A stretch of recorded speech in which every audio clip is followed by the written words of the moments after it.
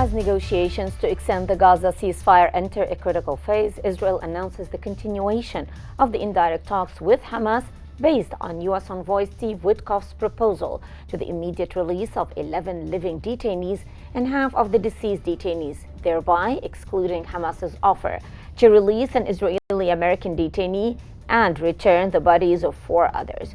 Will both sides come to an agreement, or will the ceasefire unravel? And what role can the international community play in ensuring peace? Welcome to In Depth.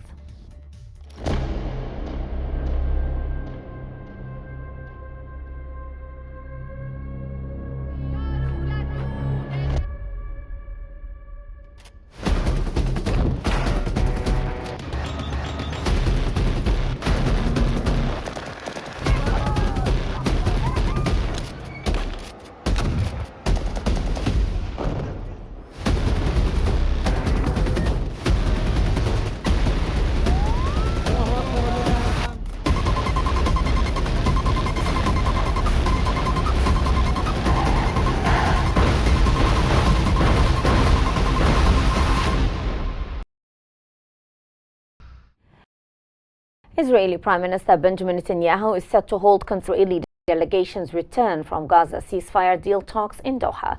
According to the Jerusalem Post, Israel accused Hamas of deviating from the American proposal for a ceasefire extension after Hamas announced on Friday that it had agreed to release American-Israeli detainee Eden Alexander. Hamas also stated that it would return the remains of 4 deceased detainees who held American citizenship, a fact previously confirmed by Israeli officials. The newspaper further reported that U.S. Special Envoy to the Middle East, Steve Witkoff, rejected Hamas's offer on Friday, warning that Hamas could no longer use the ceasefire and detainee exchange deal as a way to buy time.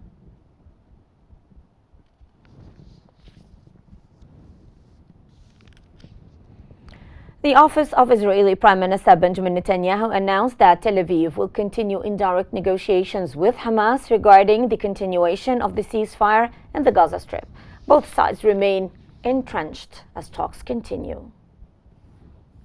Israeli Prime Minister Benjamin Netanyahu's office has announced that Tel Aviv will continue indirect ceasefire negotiations with Hamas based on the mediator's response to the proposal by U.S. Envoy Steve Witkoff for the immediate release of 11 living detainees and half of the deceased detainees, thereby excluding Hamas's offer to release an Israeli-American detainee and return the bodies of 4 others.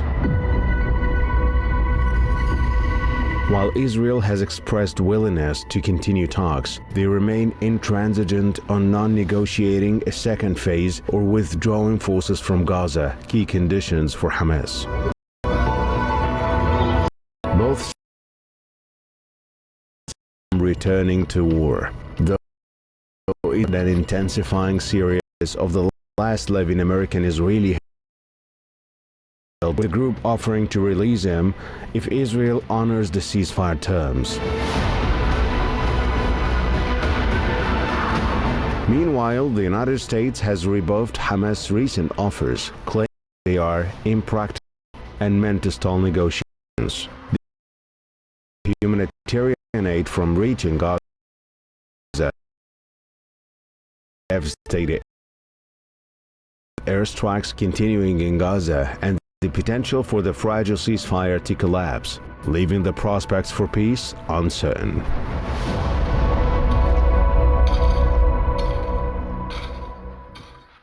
And for more analysis, we're joined from Ramallah by Dr. Ahmed Rafi Awad, head of the Center for Future Studies at Al-Quds University, and from Occupied Jerusalem by Dr. Ratib Al-Natsha, member of the Palestinian National Action Committee. Welcome to In. And I would start with Dr. Awad now. Dr. Given the disagreements in the Gaza ceasefire talks, do you believe that a permanent truce is still possible under the current conditions? Because the Israeli cabinet approved of this. Number 2, also Witkoff, the U.S. envoy, did not stop the negotiations despite of the threats. The third point the security institutions, but also with the judiciary. And with the well, that's why Netanyahu sent this delegation to say that he is still his end regarding the negotiations. The United States also wants to invest, wants to reach a truce in the region, which means stopping this war. Israel seems now as if they are following the U.S. wishes, which means that there will be an agreement. It might be fragile, but there will be an agreement. Hamas also did not miss the chance to speak directly to the United States, as they are also under the stress and they need this ceasefire more than ever. There is now a Arab plan that opens the door for a settlement of some sort, which leads to a truce. Yes. Dr. Nacha, how do you assess the state of negotiations, taking into concern, of course, the current context of the ceasefire, especially that Israel seems to insist on extending the first or more detailed commitments? Is trying to buy more time by this. He know very well that what he is the demands of Israel is not meeting in any way the demands of Hamas, and it's very far away from what he signed in it and his government signed in it in this negotiation in phase one. Until now, he is not talking about extending the first phase because he didn't even completed the first phase, and he refused even to public or to publish in public what he signed in the first phase. So talking about extending the first phase is like a fake, because till now we didn't reach the end of the first phase. What Hamas, on the other hand, is proposing is to complete the first phase, which include entering all the humanitarian aid and the humanitarian section that's agreed, and to start the negotiation of the second phase and to complete the first phase in 50 days. In these 50 days, as a to show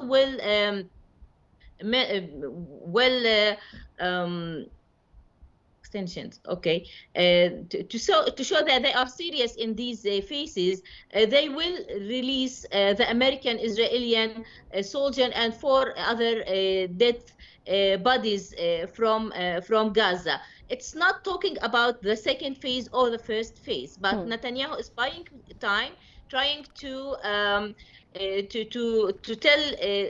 the lies for the Israeli community first, for the American, and then second, to confuse the American side what he is proposing in this deal. So he is trying to show that he is very hard to reach to these agreement. The other side, as your guests say, yes, Israel needs this deal as well as Hamas in this time, and no one has the will or really start a new war in Gaza. Yes. Dr. Awad, back again to you. The United States has accused Hamas of making what is described as impractical demands. How do you assess the American stance on the negotiations, and how might it affect the negotiation process, the current negotiation process?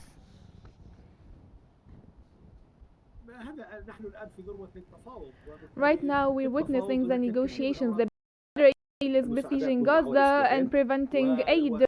Now, 2 weeks as a pressure card, and there has been also air strikes, multiple.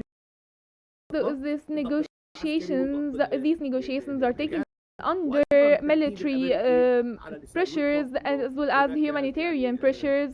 As Witkoff said that there are Hamas is also stalling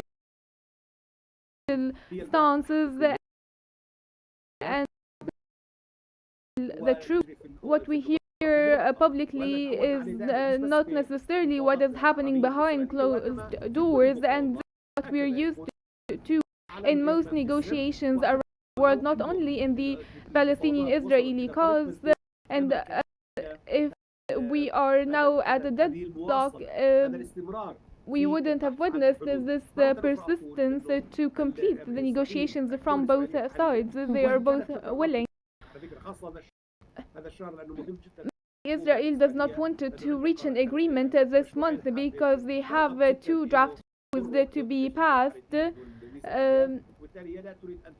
Therefore, do not want to disrupt or harm the government parties. That's why Israel is now highly concerned with stalling the process and reaching the end of this month. But Hamas is working tirelessly to reach this agreement. Hamas is also very concerned with reaching the agreement, as well as the United States. With the pressures of the Arab mediators from Egypt and Qatar, they are also concerned with the success of this negotiation process. All of these parties want to reach a common objectives, because the alternative would be going back to war, and the scenes we have witnessed for several months. After 15 months, it will not be easy even for the Israeli forces and troops, and not for the international community or the Arab world. Going back to war is a very bad alternative that is everyone avoiding right now. Dr. Ratiba Nacha, now as Israel's 2-week-long aid blockade persists, Gazans continue to face severe clean water and of course food and basic needs. How might this situation complicate negotiations and make a permanent end to the war even harder to achieve? Actually, Israel is trying to put pressure on Hamas by using the humanitarian aid as a pressure paper on Hamas. But I think that this way will not put any pressure in Hamas or in Gazan people anyway, because from the perspective of Hamas, they need to see a real will of going for the next phase or ending these military operations on Gaza. And it doesn't mean anything if they enter some humanitarian aid, and after 5, 6, 7 months after they got all the Israeli prisoners in Gaza, they will return again these military actions. It will mean nothing for the Gazian, nothing for Hamas. So I don't think that this way will make a real pressure on Hamas to change their point of view or the points that they want to achieve in these negotiations. On the other hand, yes, they affected the people humanitarian in these humanitarian aids, and they killed more and more civilians and innocent people by this. And this means nothing for Israel and means nothing for the world. After more than 50,000 person in Gaza who was died during this war, and no one take an action against Israel in this. I think that this way will not achieve anything or affected the negotiation in any way. Hamas want to see that the United States has a real will to put pressure in Israel, and they have like a commitment to continue to the second phase of negotiation, not just extending the first phase. And without seeing any signs from the United States that they are willing to put pressure in Israel and willing to end this war, nothing will change their opinions or their points of view in these negotiations. Not the humanitarian aid, not the Israeli air attacks or any kinds of attacks in Gaza. Dr. Awad, what are the key factors preventing Israel and the United States from agreeing on the second phase of the ceasefire?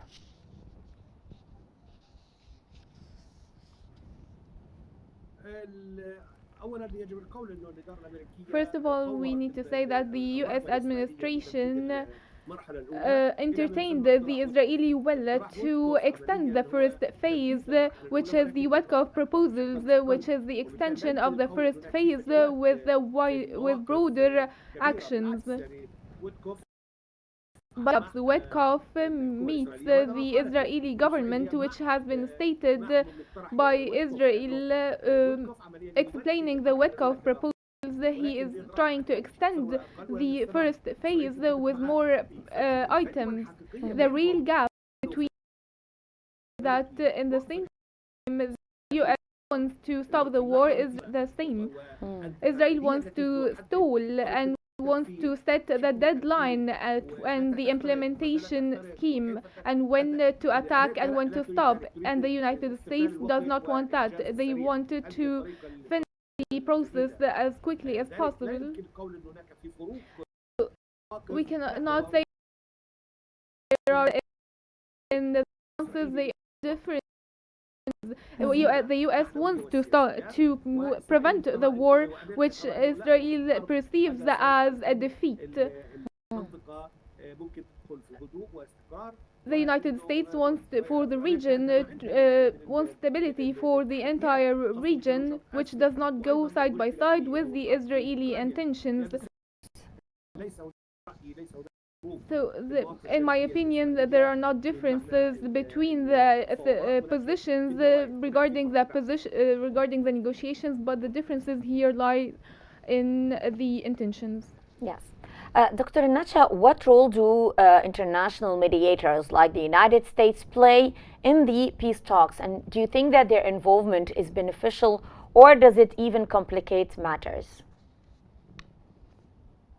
I think that the United States can take a decision to end this war, and they can take a decision to help this deal once and forever by putting pressure on Israel and using the keys of pressure that they have against Israel. So I think that what we have now is missing of this real well to end this war from the United States in one hand, and I think from the international community from the other hand. Nothing can change the greedy Israel that want to extend its land on the Palestinian lands and on the other Arab lands around it. But we can talk about the right of the people of exist and having their independent state that can face these greedy goals that Israel have. And the United of a great state that want to have stability and peace on the world and put pressure in Israel, or can follow Israel for the end of this way and extending this war more and more, not just in Gaza Strip, but what we are witnessing now is extending this war on Syria, on Lebanon, and maybe later on maybe in other countries on the region like Iran or Yemen or other countries. It's two choice or two paths that United States can choose one of these two paths, either to have stability and peace on the Middle East, and that means putting pressure in Israel, or to follow Israel for the end and set the Middle East on fire and wars, and maybe it will become the third world war because of that. So I think, yes, the United States can play and positive role, and we saw and witnessed how Adam Pohler achieved a very good in a very good process points and a deal with the Hamas. But we saw how the Israeli lobby put pressure on the Congress to take him off and to return everything from the 0 point of negotiation with Wetkoff arrival. I think we will see the real will of the United States by the end of this month, when they will give their report about the Egyptian plan of rebuilding Gaza, and if this will be with a real will of ending the occupation of the Israeli military action and ending the Israeli military action on Gaza Strip or not. We can wait another 10 days to see what is going to happen in the United States. Again to you, Dr. Awad. Now, Israel insists on not withdrawing from Gaza, which is a key condition for the second phase. What are the implications of this stance on the ongoing peace negotiations?